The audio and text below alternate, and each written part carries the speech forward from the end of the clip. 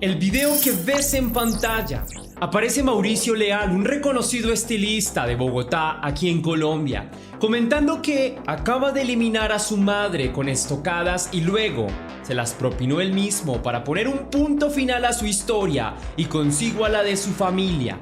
Sin embargo, en aquel video parece demostrar una teoría mucho más siniestra, y es que pondría en evidencia a un tercero. Pero ¿qué fue realmente lo que pasó y qué es lo que ha revelado la fiscalía? Aquí te lo cuento. Antes de iniciar con el video, quiero enviar un saludo muy especial y cósmico a dos leyendas, a Fernanda Rafta, que me escribió: gracias por el excelente trabajo que haces. Me encanta escuchar y ver tus videos mientras realizo otras actividades. Manifiesto que sigas creciendo. Tienes todo el apoyo de nosotros, tus fans. Saludos desde México.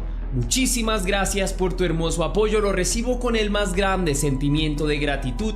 Te deseo lo mejor del mundo, ojalá la vida te sonría mucho, te lo mereces. Te envío un gran abrazo y un beso cósmico hasta México. También quiero agradecer a Damaris Lozano, que me escribió: gracias, muchas gracias a ti, hermosa, por estar aquí apoyando mi trabajo. Te envío un beso y ojalá tengas una hermosa semana. Por favor, cuídate mucho, te envío un abrazo grande. Ahora sí, la pregunta del día de hoy es: ¿qué es lo que más valoras de tus padres y hermanos? Déjame tu respuesta en la caja de comentarios.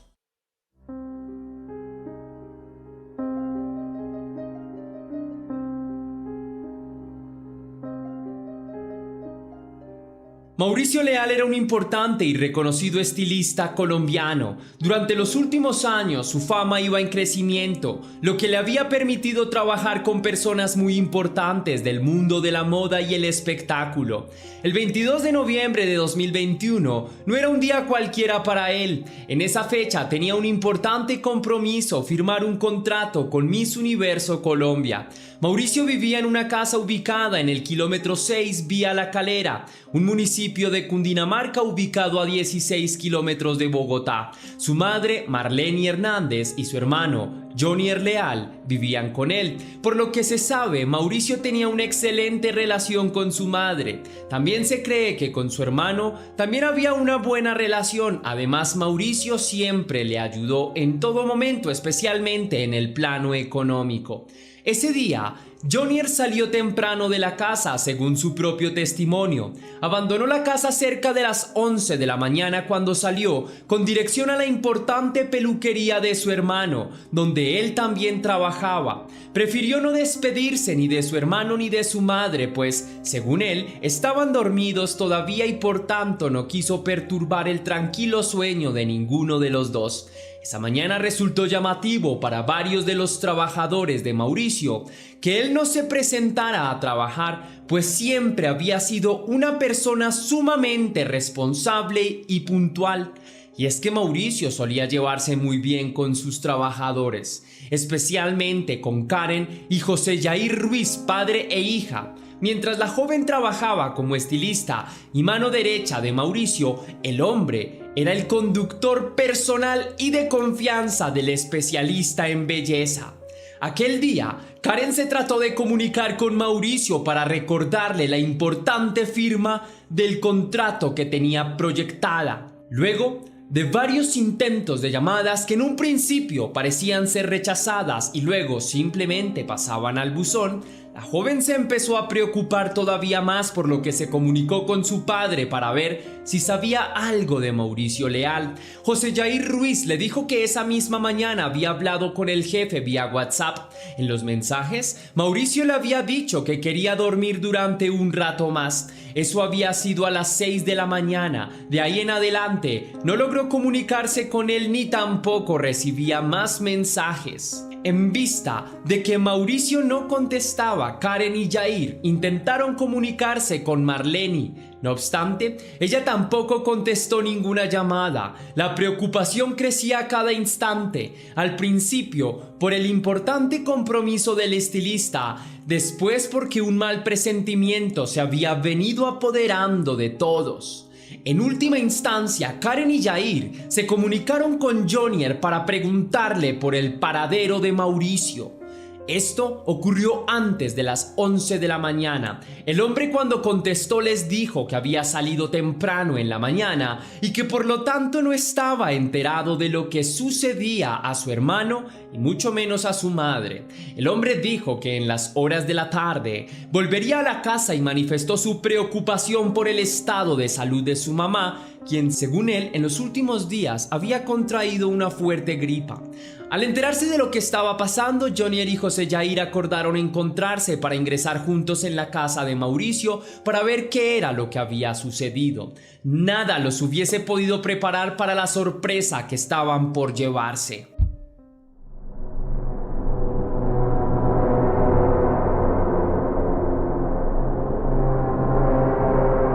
Jonier y Yair llegaron hasta la casa 18 del conjunto residencial Al Arboreto. Una vez allí, Jonier abrió la puerta y ambos ingresaron. Todo parecía excesivamente calmado, no había un solo ruido en toda la casa, más que el de los pasos de ellos mismos. Los dos hombres acordaron registrar la casa para verificar el estado de Mauricio y Marlene. Jonier primero subió a la habitación de su madre, pero allí no había nadie, ni rastros de ella. Luego, seguido por Yair, se dirigió a la habitación de Mauricio, que estaba cerrada. Intentaron abrirla, pero sus esfuerzos fueron en vano, pues estaba cerrada con llave. Durante un rato llamaron a Mauricio con la esperanza de que el hombre se levantara y les abriera la puerta. Esperaban incluso que el hombre les diera alguna señal de vida, pero nada de esto ocurrió. Yair decidió salir de la casa y observó que podría ingresar al cuarto de Mauricio por una ventana. Esta operación le tomó algunos minutos, pero finalmente lo logró. Una vez dentro, se encontró de frente con la tragedia. Tendidos sobre la cama, Yair encontró los cuerpos sin vida de Mauricio y de Marlene. Sobre las sábanas blancas habían enormes manchas de sangre que seguían expandiéndose. A simple vista, los cuerpos tenían señales de apuñalamiento. Mauricio tenía un cuchillo clavado en el tórax. Yair trató de hacer acopio de fuerzas y, en cuanto aquella espeluznante escena se lo permitió, corrió a abrirle la puerta a Jonier. Ambos encontraron una carta escrita por Mauricio. En ella, el hombre le pedía perdón a la madre por haber acabado con su vida. Decía que no podía más y, por último, decía que dejaba todo a su hermano y a sus sobrinos. Yair en ese momento se solidarizó con Jonier. La catástrofe que estaba teniendo que afrontar era descomunal. Sin embargo, toda esta serie de acontecimientos tendría un giro bastante dramático.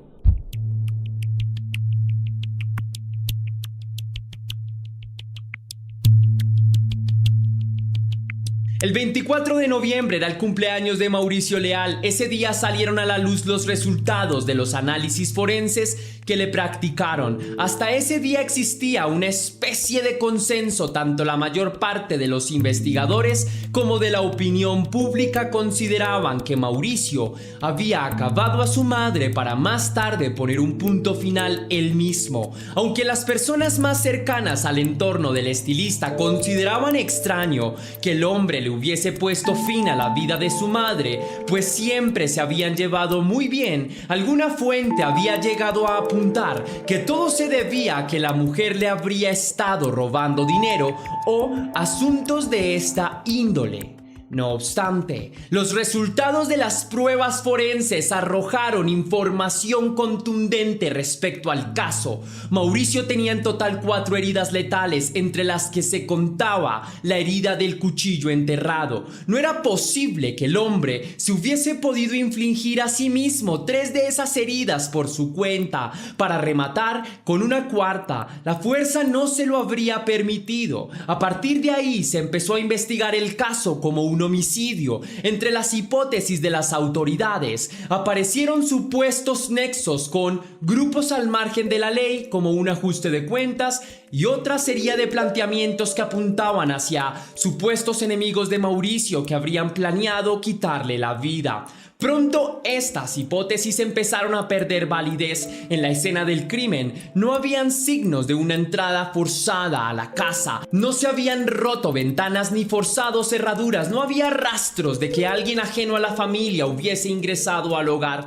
Aunque estas hipótesis no se descartaron por completo y la vía de investigación siguió activa, los investigadores empezaron a posar su atención sobre personas más cercanas a Mauricio. A las autoridades les resultó sospechosa la carta que Mauricio había dejado a su hermano. Todo en realidad era sumamente extraño. Además, en los días siguientes a la muerte de Mauricio y Marlene, Jonier apareció varias veces ante los medios de comunicación y daba por sentado que su hermano había asesinado a su madre. Su actitud era mucho más fría de lo que se esperaba. Cuando se refería a lo ocurrido, se mostraba prudente y le pedía a la gente que no hablara más sobre la tragedia que estaba atravesando. No obstante, su actitud más que de duelo demostraba una especie de liberación. El hombre se mostraba seguro de sí mismo y pues había asumido el control de todas las peluquerías y empresas de su hermano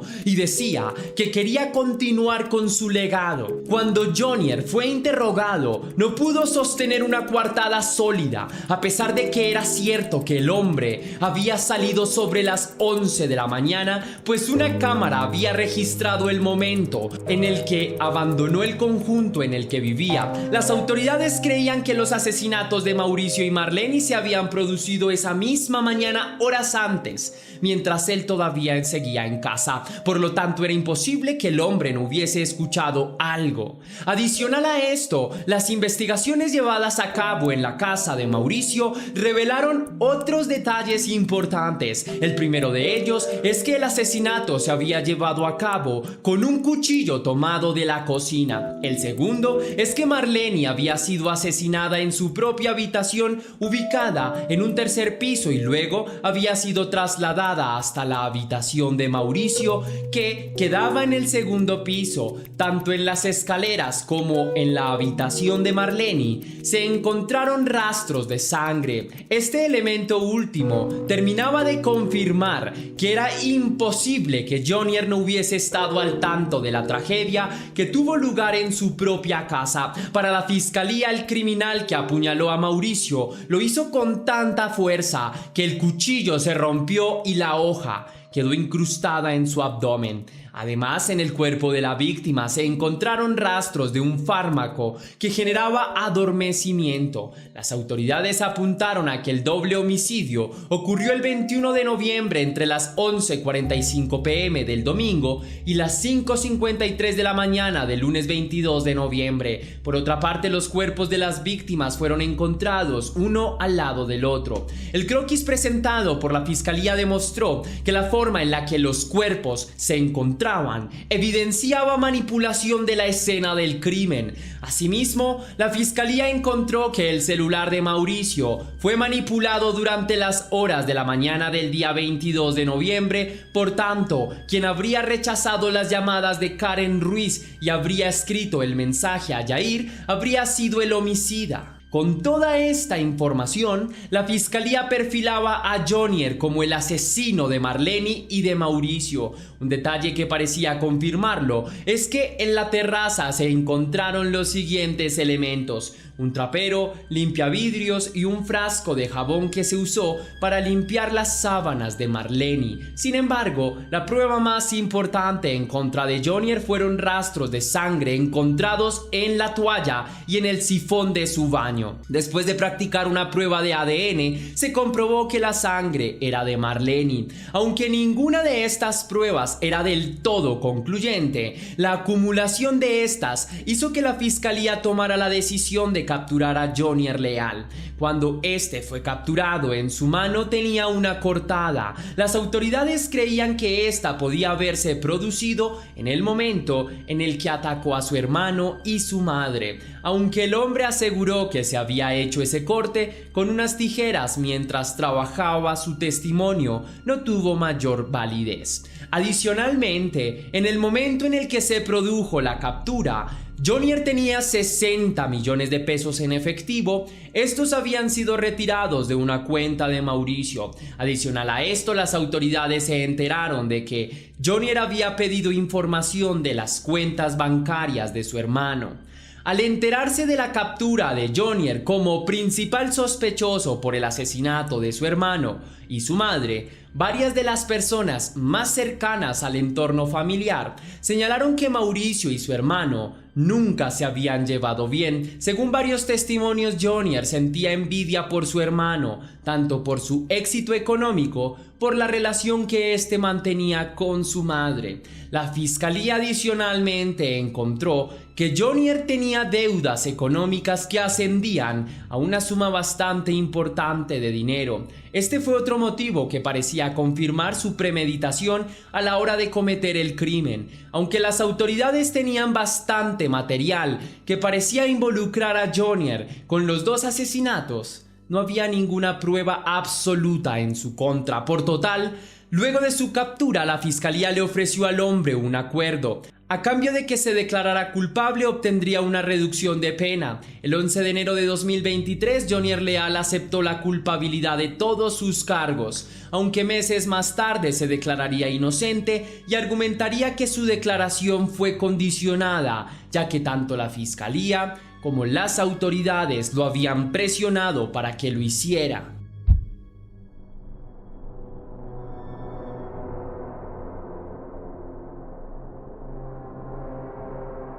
En el presente año 2024 tuvo lugar el juicio en contra de Jonier Leal Hernández, acusado de doble homicidio por estado de indefensión y sevicia y ocultamiento, alteración y destrucción de material probatorio. En febrero, el hombre fue hallado culpable, en donde la fiscalía demostró que el hombre trató de manipular todas las pruebas para que su hermano apareciera como el principal responsable de lo ocurrido.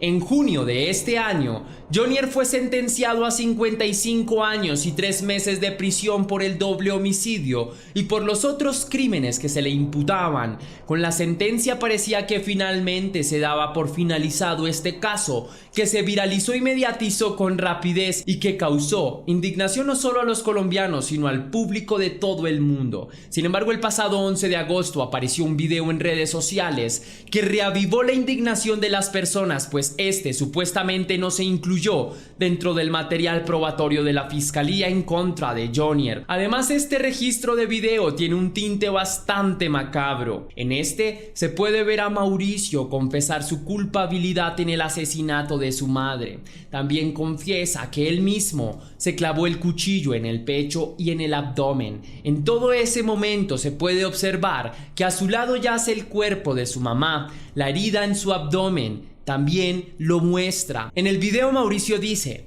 "Ya no puedo más. Nadie sabe lo de nadie, yo me acabo de enterrar cuchillos". En las imágenes que circulaban en redes sociales, el video se suspendía tras estas declaraciones. Por este motivo, cientos de internautas empezaron a declarar que Jonier era inocente y que habían sentenciado a alguien que no tenía nada que ver con aquel crimen. Sin embargo, pocas horas después de esto, la fiscalía aseguró que contaba con el material probatorio desde hacía mucho tiempo y que este se había presentado en el juicio en contra del hombre. Adicionalmente, varios medios de comunicación publicaron el video completo. En los segundos finales de este, se hace obvio que Mauricio Leal estaba siendo obligado a grabar aquella confesión. Por último, le pide indicaciones a un tercero sobre lo que debe hacer. El video finaliza con las interrogantes: ¿ya? ¿Qué hago? Este video parece confirmar una vez más la implicación de Jonier en el asesinato de su hermano y su madre. Al margen de esto, las imágenes que circularon por redes sociales han hecho de este evento trágico un espectáculo mediático, una forma de entretenimiento que varios medios de comunicación han aprovechado para hacer crecer sus arcas y muchas veces con una información incompleta. Ahora sí, antes de irme quisiera extender una pequeña reflexión sobre varios asuntos que están inmiscuidos en la historia. Lo primero, esa necesidad de competencia con el otro que nos han de alguna forma inculcado desde pequeños, de que tenemos que ser más que el otro, y ese ser más muchas veces está relacionado con el material económico que podemos llegar a ganar. Entonces, por lo tanto, estamos empezando a valorar a las personas no por lo que son, sino por lo que tienen. Y cuanto más tienen, más valoradas pueden llegar a ser. Y cuanto más tienen, también pueden ser blanco de envidia. Y a mí me parece que la competitividad en muchos casos queda absurda. En este caso se logra percibir cómo Jonier tenía una envidia latente hacia su hermano Mauricio, y esa envidia obedecía a intereses económicos. Lejos de valorar a su hermano por ser una persona íntegra, por ser un líder, por ser una persona importante, valiosa para su entorno familiar, valiosa para su gremio como estilista, su propia madre que además le dio la vida.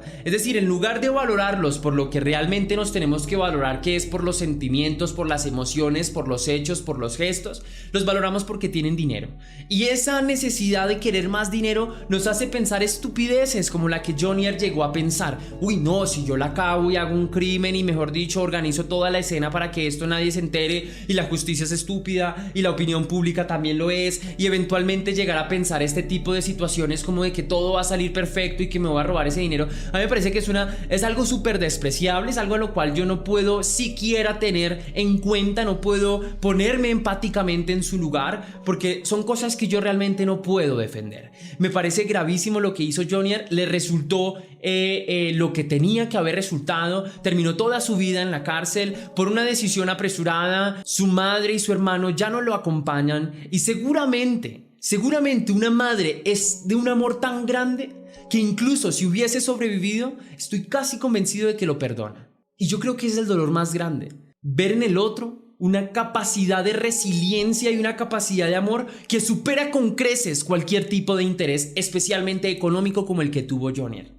Por lo tanto, todas las personas que vienen a Test Misterios, tratemos de acabar esa competitividad, y por lo menos, si llegase a existir, que sea una competitividad por mejores versiones y no por dinero, porque el dinero termina siendo finalmente el punto clave por el cual se cometió este delito. Por otro lado, me pareció muy grave también, como a comentario personal y adicional, que la fiscalía se haya guardado este último video, que resulta ser bastante diciente para la investigación criminal. ¿Por qué?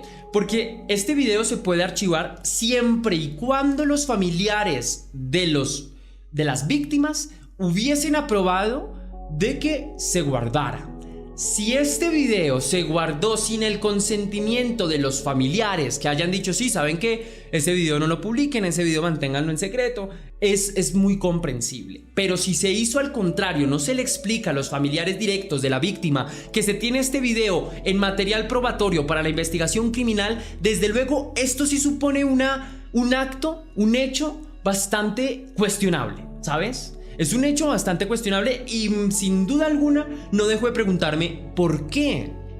Las respuestas pueden apuntar a múltiples direcciones, pero me parece muy curioso que se haya revelado hasta el último momento. No sé si efectivamente hay un juego de intereses. Bueno, sea lo que sea, que no tengo certeza de absolutamente nada, sí me pareció muy curioso esta última parte. Ahora sí, sin nada más que añadir por hoy, mi querida leyenda, recuerda que si te gustó la investigación, déjame saber con tu misterioso like. Si quieres y si puedes hacer una pequeña donación para la producción de Test Misterios, estaré enormemente agradecido. Lo puedes hacer de dos maneras distintas. La primera, con el botón de super gracias que se ubica allí abajo, justo al lado del botón compartir, o también vía PayPal, ya que tienes el link en la descripción, en el comentario fijado. Si lo haces de cualquiera de estas dos maneras, recibirás un agradecimiento personalizado y un saludo de mi parte. Para un próximo video, sin más que añadir por hoy, mi querida leyenda, recuerda que las dudas te acompañan, que somos misterio y que tú y yo nos vemos en un próximo caso.